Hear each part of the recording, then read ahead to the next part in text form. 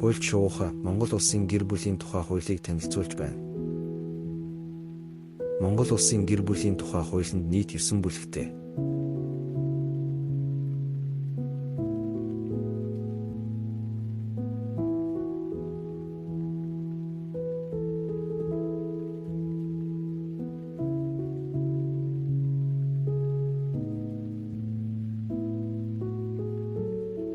Гэр бүлийн тухай хуулийн зорилт нь гэрлэх, гэрлэлт дуусгуур болох, гэрлэлтийг хүчин төгөлдөр бус гэж тооцох журам, нөхцөлийг тогтоож, гэр бүлийн гишүүдийн эд хөрөнгийн болон эд хөрөнгийн бус харилцаа, хүүхэд үрчлэх, гэр бүлдээ авч асран хүмүүжүүлэх, дижийн тэтгэх, асран хамгаалах, харгалзан дэмжих үйл ажиллагаатай холбогдсон харилцааг зохицуулахад оршино гэжээ.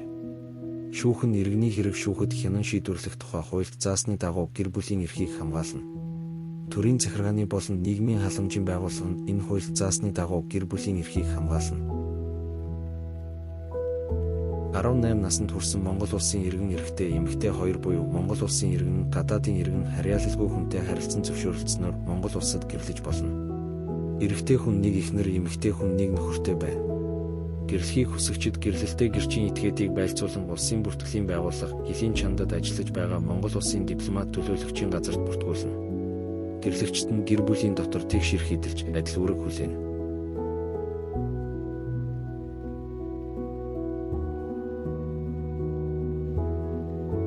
Гэрлэгч нас барсан болон түүнийг нас барсан гэж зарласан шүүхийн шийдвэр хүчин төгөлдөр болсон өдрөөс эхлэн гэрлэлт дуусгуур болсон тооцогдно. Гэрлэлтийг захиргааны буюу шүүхийн журмаар цуцалсан, эсвэл хүчин төгөлдөр бус гэж тооцсон бол гэрлэлт дуусгуур болно. Гэрлэлт дуусгуур болсныг бүртгэх журмыг хуулиар тогтооно. Гэр бүлийн тухай хуулийн 9 заасныг зөрчиж гэрлсэн, гэр бүл болох зорилгогүйгээр гэрлэлт бүртгүүлсэн нь илэрсэн тохиолдолд гэрлэгчдийн хэн нэгний эсвэл эрхэн зөрчигдсөн бусад хүний болон хүүхдийн эрх, ашиг сонирхлыг хамгаалах байгууллагын нэхэмжлэлээр шүүх гэрлэлтийг хүчин төгөлдөр бус гэж тооцно. Бусдад учруулсан материалын хохирлыг нөхөн төлөхөөс зайлсхийх зорилгоор эсвэл хууль бус үйлдэлээ халахуйчлах үүднээс гэрлэлтэд хуурамчаар цуцлуулсан нь тогтоогдсон тохиолдолд шүүх гэрлэлт цуцлалтыг хүчин төгөлдөр бус гэж тооцно. Гэр бүлийн эд хөрөнгийн харилцааг иргэний хуулиар зохицуулна. Хүүхэд төрснөөр эцэг их, хүүхдийн хооронд эрх, үүрэг үүснэ.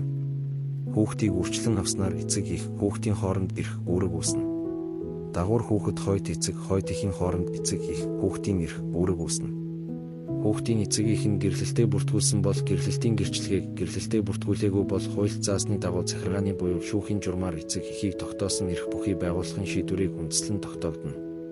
Гэрлэлтэд бүртгүүлээгүй хүмүүсийн дундаас төрсэн хүүхэд нь гэрлэлтэд бүртгүүлсэн гэр бүлээс төрсэн хүүхдийн адил эрх эдэлж үүрэг хүлээнэ.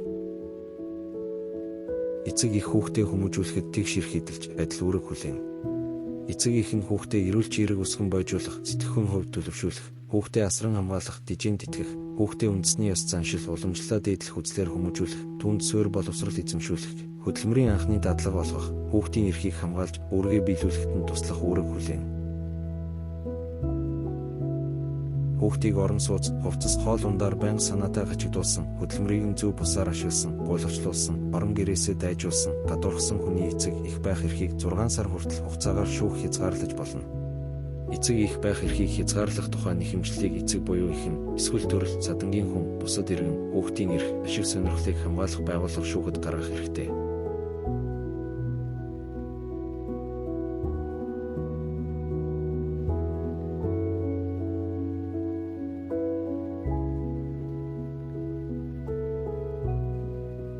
Эцэг их байх эрхийг хязгаарлуулсан хүн хүүхдийг биечлэн өсгөн хүмүүжүүлэх, төлөөлөх, хүүхдтэй холбогдуулан хууль тогтоомжоор олгосон эрхээ алдна. Шүүхэн эцэг их байх эрхийг хязгаарлуулсан хүнээс хүүхдийг дижийн тэтгэхэд шаардлагатай тэтгэлгийг гаргуулах асуудлыг шийдвэрлэнэ. Эцэг их нь хоёулаа эцэг их байх эрхийг хязгаарлуулсан бол хүүхдийг хүүхэд асран хүмүүжүүлэх байгууллагад шилжүүлнэ.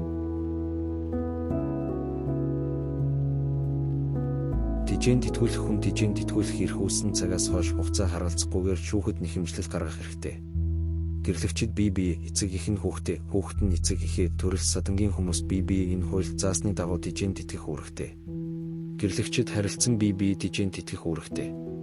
Гэрлэгчдийн хэн нэг нь бие дижийн тэтгэх үүргээсээ татгалзсан, эсвэл дижийн тэтгэх тухай гэрээ байгуулаагүй бол туслалцаа шаардлагатай болсон нөхөр, эхнэр дижийн тэтгүүлэхээр шүүхэд нэхэмжлэл гаргах хэрэгтэй.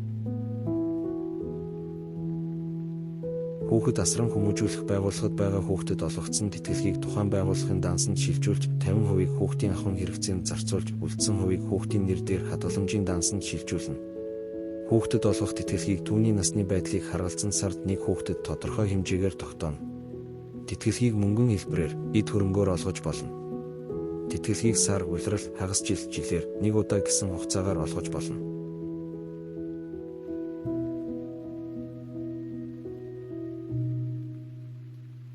Хөдөлмөрийн чадвартай хүүхэдэн төрүүлсэн, үрчлэн авсан хөдөлмөрийн чадваргүй эцэг, хойд ихэд тижийн тэтгэх үүрэгтэй.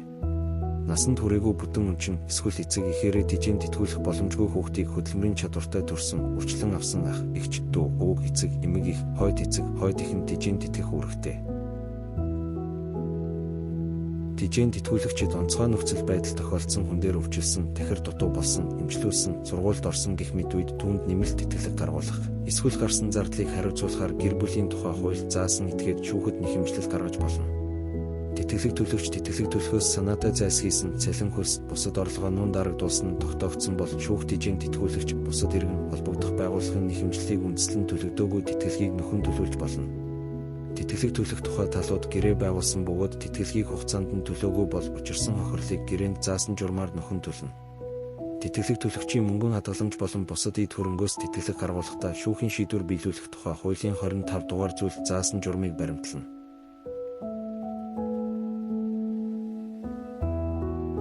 Хүүхдийг тэдний ашиг сонирхлын үүднээс үрчлүүлнэ. Хүүхдээ үрчлүүлэх тухай эцэг эхийн зөвшөөрөл болон хүүхэд үрчлэн авах тухай хүсэлтийг бичгээр гаргаж нотариатаар гэрчлүүлсэн байна. Сум дүүргийн засаг дарга харьяа нутаг дэвсгэрийн хэмжээнд их хүнд нөхцөлд байгаа үрчлүүлэх хүүхдийн судалгаа гаргаж бүртгэл хөтлөнө. Үрчлэгч нь насанд хүрсэн иргэний эрх зүйн эрхийн бүрэн чадамжтай хүүхдийг тижийн тэтгэж өсгөн хүмүүжүүлэх зохих боломжтой хүн байна. Ганц бие бусдын асрамжид байгаа 60-аас дээш настай төрөл садан бус Монгол улсын иргэн 60-аас дээш настай гадаадын иргэн эцэг их байх эрхээ хязгаарлуулсан, асуусан буюу хязгаарлуулж асуулж байсан. Урд нь үрчлэн авсан хүүхдээ өөрийн буруугаас буцаан өгсөн ашиг хонжоо олох зорилготой шүүхийн шийдвэрээр иргэний эрх зүйн эрхийн бүрэн чадамжгүй буюу хязгаарлагдмал чадамжтай гэж тооцогдсон. Зүрээ, сэтгцийн өвчтөд цогтууруулах ундаа, мансууруулах бодис байнга хэрэгэлдэг эрүүгийн хэрэгт. Удаа дараа шийтгүүлсэн болон хорих ял идэлж байгаа хүнд хүүхэд үрчлүүлэхийг хориглоно. Үрчлэгдсэн хүүхэд нь төрсэн хүүхдийн адил эрх идэлж үүрэг хүлээнэ. Үрчлэн авсан эцэг эхэн төрсэн эцэг эхийн адил эрх идэлж үүрэг хүлээнэ. Үрчлэгдсэн хүүхэд нь үрчлүүлсэн эцэг эхээ тижийн тэтгэх үүргээс чөлөөлөгдөж эд хөрөнгийн болон эд хөрөнгийн бус эрхээ алдна. Тижээгчээ алдсны тэтгэвэр авдаг үрчлэгдсэн хүүхэд нь уг тэтгэвэр авах эрхээ хിവэр идэлнэ. Үрчлэгч нь эцэг их байх эрхээ уруулан ашигласан, хүүхэдтэй хэрцгий харьцсан, хуурамч бичиг баримт бүрдүүлэн үрчлэн авах шийдвэр гаргуулсан, гэр бүлийн тухай хуулийн 57-гийн 2-т заасан этгээд болох нь илэрсэн тохиолдолд төрүүлсэн эцэг их сонирхогч бусад этгээд хүүхдийн эрх ашиг сонирхлыг хамгаалах байгууллага 14 нас хүрсэн хүүхдийн өөрийн нэхэмжлэлээр шүүх үрчлэлтийг хүчингүйд тооцно. Бага насны 14 нас хүрээгүй бүтэн өнчин хүүхэд эцэг их нь хоёулаа иргэний эрх зүйн эрхийн бүрэн чадамжгүй буюу хязгаарлагдмал чадамжтай гэж тооцогдсон болон эцэг их байх эрхээ хязгаарлуулсан асуусан хүний бага насны хүүхэд. Эцэг их нь хоёулаа удаан хугацаагаар эмнэлэгт эмчлүүлж байгаа, хорих газарт ял идэлж байгаа зэрэг хүндэтгэн үзэх шалтгаанаар хүүхдээ биечлэн тижийн тэтгэх, асран халамжлах бололцоогүй хүний бага насны хүүхэд. Сэтгцийн өвчний улмаас шүүхээс иргэний эрх зүйн эрхийн бүрэн чадамжгүй гэж тооцогдсон хүнийг асран хамгаална. Асран хамгаалуулж харгалзан дэмжүүлж байгаа хүн асран хамгаалагч харгалзан дэмжигчийн гэр бүлд амьдрах, сурч боловсрох нөхцлөөр хамгуулах, эсэм минь амьдрах, нийгмийн даатгалын болон халамжийн тэтгэвэр тэтгэмж авах, орон сууцндаа амьдрах эрхээ хിവэр хадгалах, хууль тогтоомжид заасан бусад эрх эдлэн.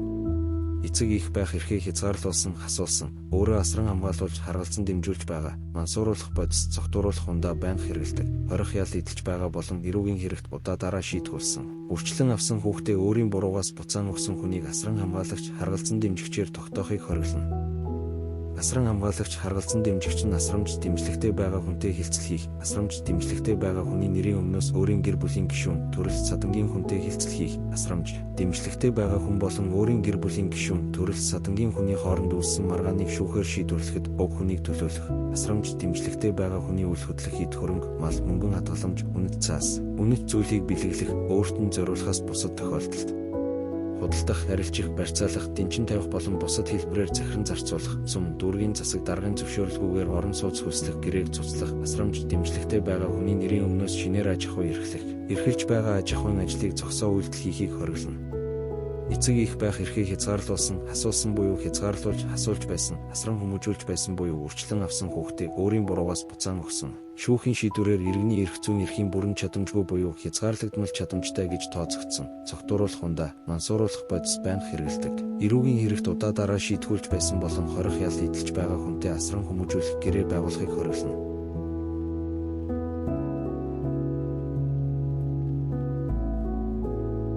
Хуульч шуугахай гэр бүлийн тухай хуулийг танилцууллаа. Хуульч шуугахайтай хамт гэр бүлийн эрх зүй судлаарай. Хамтдаа хөгжцгөөе.